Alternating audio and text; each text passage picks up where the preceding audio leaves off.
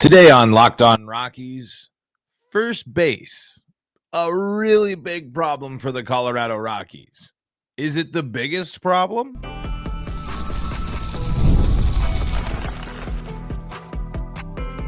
You are Locked On Rockies, your daily Colorado Rockies podcast, part of the Locked On Podcast Network, your team every day.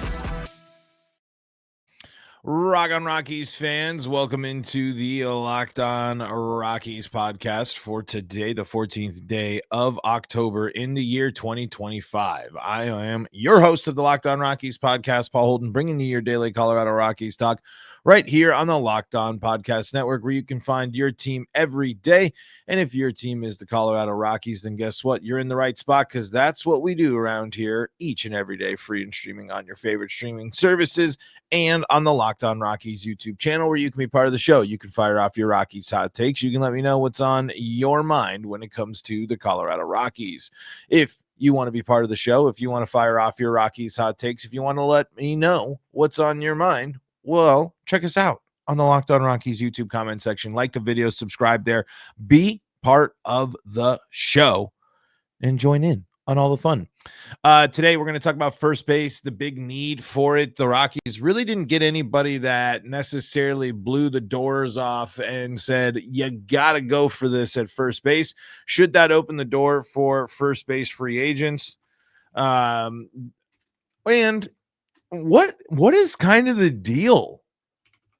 Like, what it's kind of a crazy, like, when you think about it, for it to not only be a problem for a while, but to be a problem basically in the wake of Todd Helton, like that long, it's pretty crazy. So the question will be, should the Rockies invest anything with some pretty interesting names at first base, depending on what they want to go there, or are they going to go back and try again with some of their options? And those options aren't necessarily going to be the most, I don't know. I don't necessarily think that those the options, at least the ones that we saw this year, don't necessarily sit there and make you go, okay.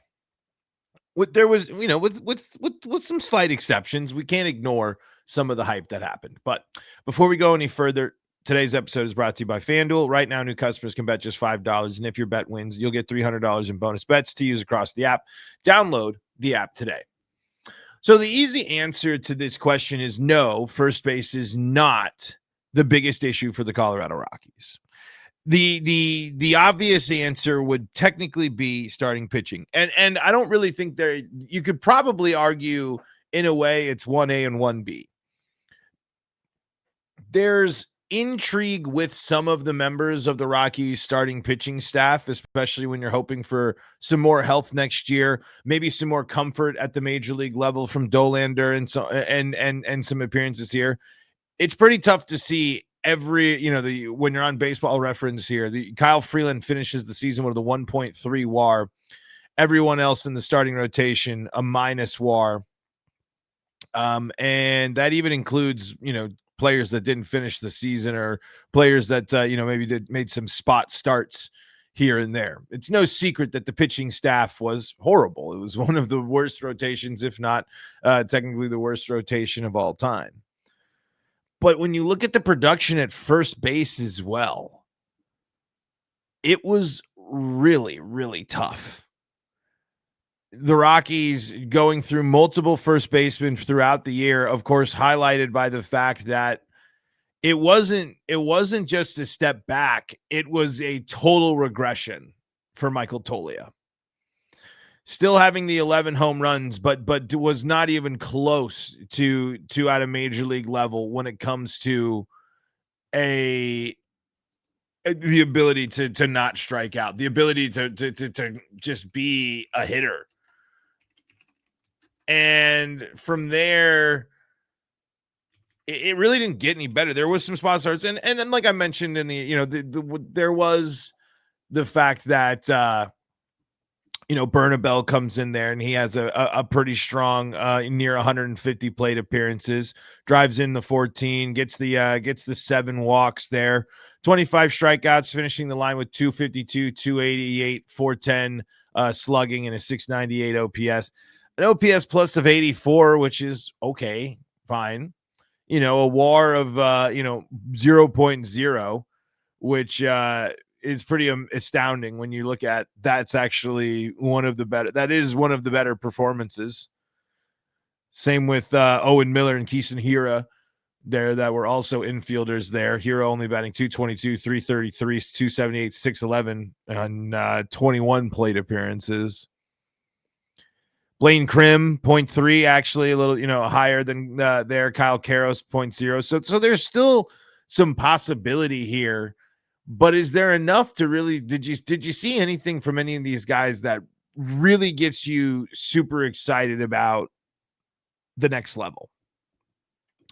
And I hope that this is a situation, and I hope that these are some guys that there is some, there is some a next gear, a next level that the new group, the new owners, the new people running the business there are able to unlock and figure out. But the Rockies need to figure out first base. It's a position that it seems kind of weird, but as we know, a power hitting offensive first baseman that can also bail you out at first base is a huge boost for your team. Not only is it a boost in the fact that they can have an impact. I mean, look at Naylor for the Mariners. Look at Goldschmidt all those years, and of course the Rockies and Todd Helton having the just an anchor of their team. When you have someone over at first base that is a stable and just consistent force, I think that's just one of those baseball-y, those like kind of intangible things that really helps out and really adds some that really adds to the team. But the answer to the question of is it the biggest need? I don't think it is. I think first base can be approached in some interesting way, especially if this is going to be a year where you kind of need to let the people come in who are, your new evaluators, your new staff, your new everybody. Because again, you have to imagine there's going to be a lot of new people coming in here to this team, seeing what they have. So they might need to do that evaluation. I don't know if spring break and the offseason is really going to be enough time to make those evaluations. So if you go with the options that you have on the roster, saving the money and missing out on some of these big name free agents, I'm not necessarily totally opposed to that, because there are names available at first base that if you're a team that just missed this year or need, is a couple pieces away, a couple of big bats away, then I think you make a splash. But I don't think you're going to commit to Alonso's hope for a 7-year deal. Josh Naylor, I would imagine, feels pretty confident in where he's going to be. Ryan O'Hearn, 4.6 WAR. He's 32. How long do you want to commit to a Carlos Santana, an O'Hearn, a Goldschmidt, a Rhys Hoskins, a Justin Turner? These are all on MLB.com's list of free agents at first base. And we're talking about a pretty big, drop off there. And with any of these guys really going to want to go to Colorado for just one last gasp. If these guys are putting up some of these numbers at these ages, Carlos Santana, 40 years old, putting up 3.2 WAR, probably a lot more of that being the offensive side and the offensive part of that stuff.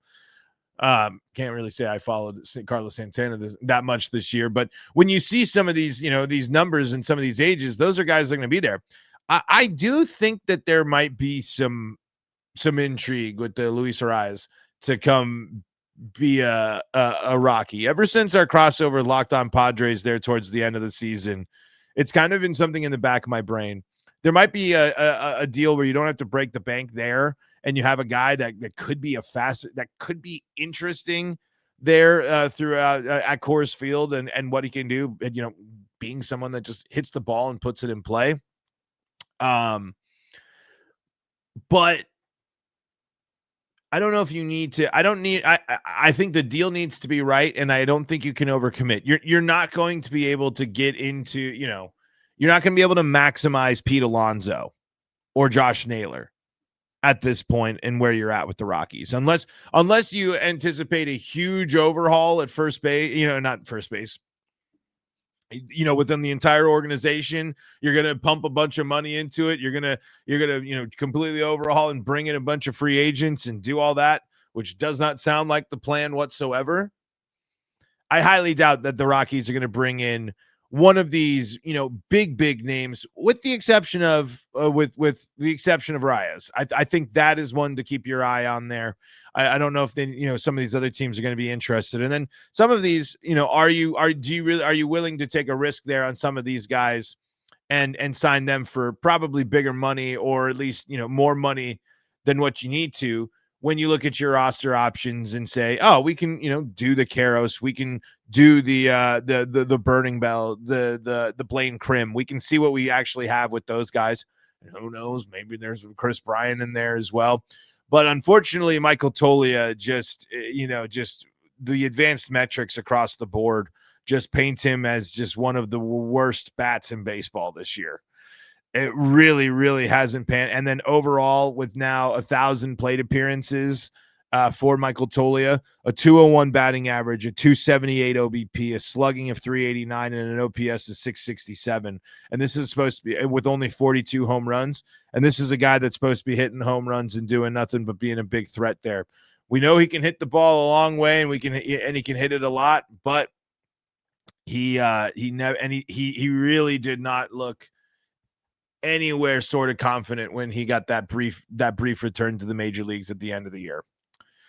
So all in all, first base is a big issue for the Rockies. I still think the main focus for the Rockies will be starting pitching. That one's a really interesting question of what the approach for that is going to be. Especially, it's just and as we hear all the time of bringing in those names, but the biggest question I think with all of this, with all the uncertainty still with the team, is like, really, what does this first free agency look like? With it being a shorter time frame, because the team's not in place yet, the hires aren't in place, the people are still not in their positions, they're still interviewing and such. Not saying names as well. Thomas Harding giving some insight into that. Probably talk about his latest article this week here on the show. But what really is this offseason approach? How drastically different is this roster going to look in certain areas? When we're talking about something like first base, where you do have, a bunch of these guys in the system, a bunch of these guys, being some draft picks and being guys you want to see more of, you can certainly save in that area if your goal is to bring in, use your money, your what is available for free agent money on starting pitching, because that is something you are going to need to bring in, unless it is just total evaluation, unless it's just straight up like we're running it back just to see where we're at totally. And that wouldn't be the most enjoyable, but I guess that would make the most sense. But I guess if you're interviewing for this job, you got to be prepared. All right. Let me know what you think. First base, what's the direction the Rockies should go? Should they attack first base in free agency? Should they let it ride again with who they have in the organization to see if someone has a little breakout season, maybe a little new coaching, a little new philosophy, some new eyes and ears on their performance, helping them out? Let me know what you think in the Locked On Rockies YouTube comment section. Let's talk about quality at bats. Something that I've just noticed. One thing that I really want, if I was to say to hope that the Rockies could emulate from the teams we've seen in the postseason, it's the way they approach their at bats. Let's talk about that coming up next. Before we do that, though, got to tell you about the folks that help make this show possible, and that includes Monarch Money. Most people can't name all their financial accounts or even what they're worth, whether it's 401ks, properties, or investments. And when you don't have the full picture, you can end up leaving money on the table. That's why there is Monarch Money. It's an all-in-one personal finance tool that brings your entire financial life together in one clean, easy-to-use interface on your laptop or your phone. Monarch is built for people with busy lives. If you've put off organizing your finances, Monarch is for you. Monarch does the heavy lifting for you. You can link all your accounts in minutes, see clear data visuals, get smart categorization of your spending, and finally feel in control of your money without ever touching a spreadsheet. Maximize your investments, increase your savings rate, and easily review your finances with your partner and or a financial advisor to keep a clear view of your financial health week to week or long term. Don't let financial opportunities slip through the cracks. Use code LOCKEDONMLB at monarchmoney.com in your browser for half off your first year. That's 50% off your first year at monarchmoney.com with code LOCKEDONMLB.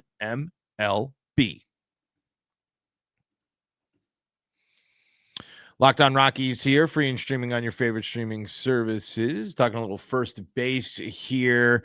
Michael Toglia finishing the season with a negative 1.7 WAR.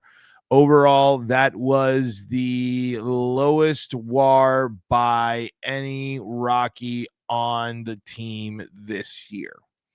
Really tough and really unfortunate to see that. A player I was excited for, a player I was interested in watching and seeing and hoping to see him take a step in the right direction. But that is not the case. It just plain and simple, just really didn't work out, and that needs to be completely reevaluated there. So the conversation around what is next for first base will continue, but it'll be an interesting one with the options that the Rockies have. Nothing again blowing me away, but I could see being a little hesitant. Here's what Marco has to say. While I'd love to see Schwarber in purple, him being the full-time DH would inhibit Goodman from hitting on his days off from behind the plate. Because of that, I'd like to see the Rocks sign Pete Alonso. Again, the question was the perfect contract. Whatever that perfect contract is, whatever in your brain would be a perfect contract to sign these players for, that was the question we asked last week, and that's the question being answered. So an important context when we're talking about it here. It would solve our Toglia problem at first, and DH could be used by Goodman, Alonso, and a player to be named later. As far as who I'd like to see the Rocks front office emulate, it would not be the Marlins. Marlins rarely show any loyalty to players, and yes, the Rocks have shown too much. Every team wishes their team in the Dodgers front office and resources, but the Monforts will never open up their checkbooks like them. Would be nice, but will never happen.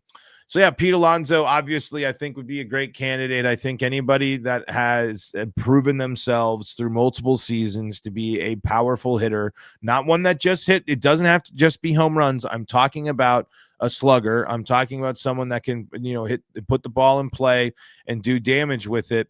That's what the Rockies need. The Rockies need to be a lineup full of guys that can do that. The core of the Rockies lineup needs to be made up of guys that can hit for extra base hits, hit the ball in the gap.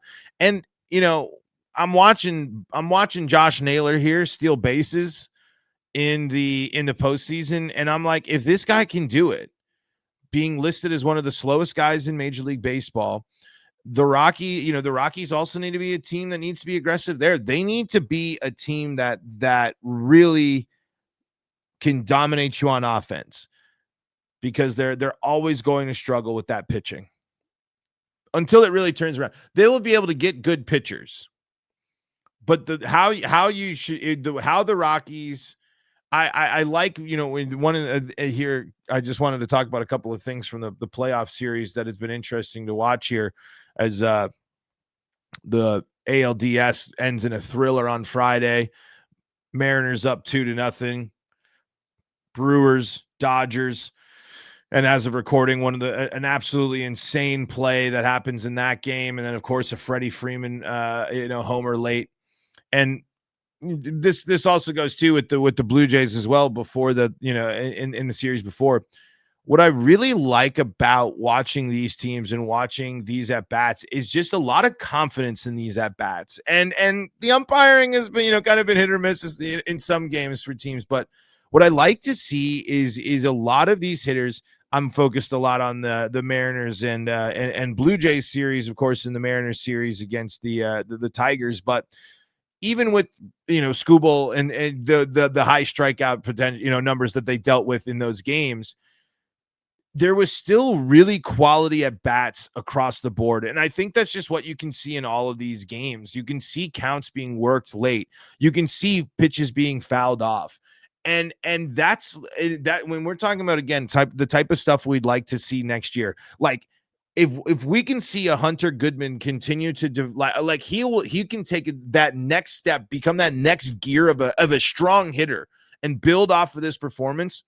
If he can become a more confident and develop a little bit more of the batter's eye. Ezequiel Tovar, prime example. If Ezequiel Tovar can really start forming and crafting and building these good at-bats, fouling off pitches, really a strong trained batter's eye, he can be a very formidable hitter for the Colorado Rockies and one that can do a lot of damage. And again, one of the things I think is sneaky too. We had Tovar missing a lot of the season, and you saw the flash here towards the end of the season, even amidst the struggles with the Rockies. We still saw Tovar hit doubles when he did get in the roster consistently. When he was playing, he was able to still hit for some doubles and drive and hit for extra bases. And these are the type of things that I think become more frequent. You'll see more of and in bigger situations when you're able to draw out those at bats. The Rockies, an aggressive team, pulling the trigger, swinging at a lot of first pitches, trying to jump on guys. But I there's something to really understanding the matchup and really going into it and buying into the approach there. And when I'm watching Cal Raleigh, I'm watching Julio Rodriguez, I'm watching, Vladdy, I'm watching, all these guys here. There's just a lot more confidence at the dish, even going up against great pitching. There's a lot more a confidence amongst these teams at the dish than the Rockies. And obviously they're much better offenses. These guys are, some of the best in the business. These are pros. But that's just what's impressive about, someone like a JP Crawford, for example, someone that's able to really foul balls off, bottom of the order type of guy, might not have the flashiest or best numbers, but is known for good quality at bats in big situations. And then, of course, Polanco coming up big in those big moments there, making every hit count. And, Springer, jumping on, and I know he's kind of just jumping on pitches there, but all of these teams in the playoffs, even there's still a lot of strikeouts because that's just the modern game. It just feels like they're a little bit, they're confident up there. Whereas a lot of the times it just felt like the Rockies were hanging on to a prayer. Like it really did not feel like they were in a situation that I felt they were going up to each at bat with a game plan, with a mindset, and with the belief that they're able to get it done. So one thing that I'd like to see next year too is just the Rockies being able to be a team that takes pitchers deep, builds up some pitching counts, be able to fight things off, and then be successful. Right? It's the Rockies, have the strikeout problem, but draw those counts, build, get those things going deep, and then win those battles. And win those battles by fighting something off and just roping it into the shallow outfield, finding a seeing eye single through the infield. That all works because we saw, like we say a lot, put that ball in play, good things happen. It's just one of the things that you just know that these are the best hitters in the business. These are the guys that have had success all season long. Why are the Blue Jays so good? They don't swing and miss a lot. They're a whole lineup top to bottom that, they're a team that's going to be aggressive as an offensive unit. When they swing with the purpose and they swing with an ability to make contact and get the job done that way. There's all these types of factors that I think that, again, when you're talking about learning from the other organizations as we have been, that's going to be something that'd be great to see. I'd like to see the Rockies. One of the best things that we can see from the Rockies is and I know it's going to be a hard thing to quantify quality at bats, and I know that there might be a way to Google that or whatever, but it would just be great to see deeper counts for the Rockies, winning those deeper counts, and of course, cutting down on the strikeouts as a result of winning those battles instead of being blown away and missing out and swinging and missing in key opportunities. All right, let's read some comments, wrap things up for today, and go right on through another day of the offseason here on Locked On Rockies. Coming up next on today's episode, Locked On Rockies.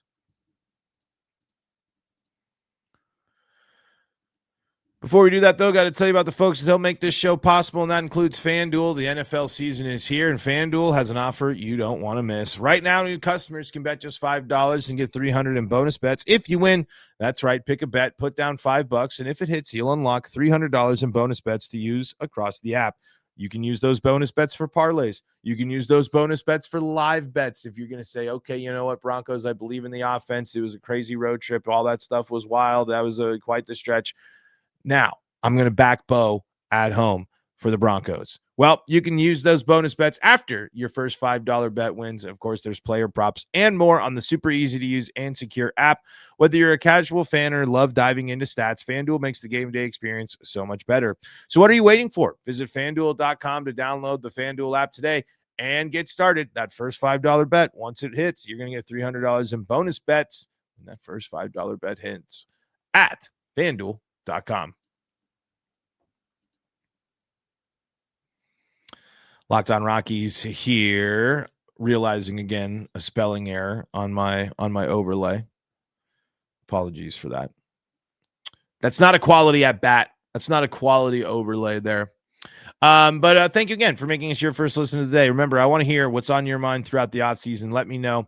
And this is what Verlis has to say. Draft and develop model. As you said, arms, and more arms. If you think you got enough, grab another arm to make sure. Contact hitting with great plate discipline. Get athletic, speedy players who play solid defense. It's reasonably cheap. Any team can afford it. Hire new coaches who are known to be great developers and upgrade the player experience from tech to nutrition. I do believe in that. I do think that is going to have to be part of this resource reallocation and the Rockies' belief in changing that up. They are going to have to, I think, really reevaluate how that preparation and development of players from all sides. That is going to be an interesting philosophy there.